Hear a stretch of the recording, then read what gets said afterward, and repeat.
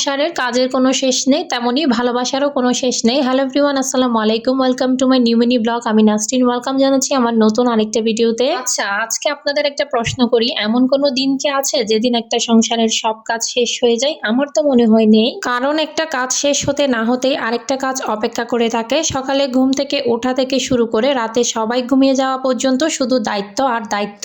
অনেকেই বলেন সারাদিন বাসায় থাকো আর কি কাজ করো, কিন্তু যারা সংসার সামলান শুধু তারাই জানেন এই কাজের কোনো ছুটি নেই, কোনো নির্দিষ্ট সময় নেই। অসুস্থ হলেও করতে হয়, মন খারাপ থাকলেও করতে হয়, কখনো রান্নাঘরে, কখনো কাপড়ের কাছে, কখনো বাচ্চার পেছনে, কখনো আবার পুরো ঘর গুছিয়ে রাখতে ব্যস্ত থাকতে হয়। নিজের জন্য এক কাপ চা নিয়ে শান্তিতে বসার সময়টাও অনেক সময় পাওয়া যায় না। তবু একটা সুন্দর অনুভূতি কাজ করে যখন দেখি পরিবারের সবাই একসাথে বসে খাচ্ছে, ঘরটা পরিষ্কার পরিচ্ছন্ন, তখন মনে হয় আজকের পরিশ্রমটা বৃথা যায়নি। সংসার শুধু ইট পাথরের চার দেয়াল নয়, সংসার টিকে থাকে ভালোবাসা, ধৈর্য আর ছোট ছোট ত্যাগের উপর। আর সেই ত্যাগের বড় একটা অংশ থাকে ঘরের প্রতিটি কাজের মধ্যে। তাই আজ যারা এই ভিডিওটি দেখছেন, যদি আপনার মা, স্ত্রী, বোন বা পরিবারের কেউ সারাদিন সংসারের কাজ করেন, তাহলে আজ অন্তত একবার বলুন, ধন্যবাদ, তোমার জন্যই আমাদের ঘরটা এত সুন্দর। বিশ্বাস করুন, এই একটি কথাই তাদের সব ক্লান্তি অনেকটা ভুলিয়ে দিতে পারে। যদি আমার কথাগুলো আপনার মনের সাথে মিলে যায়, তাহলে ভিডিওটি লাইক ও শেয়ার করুন। আপনার একটি লাইক শেয়ার আমাকে পরবর্তী নতুন আরেকটা ভিডিও বানাতে সাহায্য করবে। তো দেখতে পাচ্ছেন আজকে কতগুলো কাজ করতে এসেছি আমি। সংসারে প্রত্যেক দিন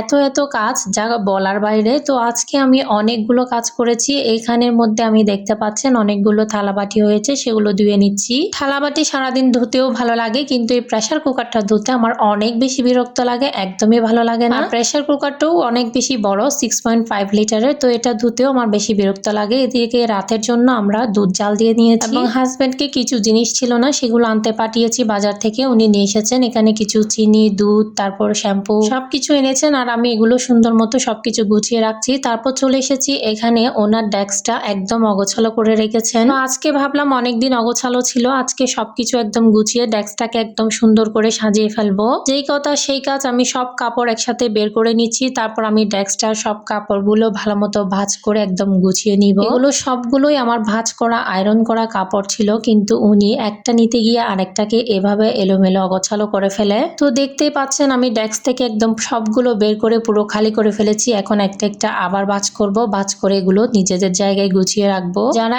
এখনো আমার ভিডিওতে একটা লাইক করেননি, একটা কমেন্ট করেননি, আপনাদেরকে অনুরোধ করব আমার ভিডিওতে অবশ্যই একটা লাইক করে দিবেন, কমেন্ট করবেন। আর যদি আপনার সম্ভব হয় ভিডিওটা আপনার টাইমলাইনে অথবা কোনো গ্রুপে শেয়ার করে দিবেন। তো কথা বলতে বলতে আমার এদিকে কাপড় চোপড় সবকিছু ভাঁজ করা গোছানো হয়ে গেছে। তারপর আমার কিছু এখানে মোজা ছিল, মোজাগুলো আমি এভাবে গুছিয়ে নিয়েছি। ড্রয়ারটাও গোছানো কমপ্লিট। তো আজকের মতো বিদায় নেওয়ার সময় চলে এসেছে। সবাই ভালো থাকবেন, সুস্থ থাকবেন, আল্লাহ হাফেজ।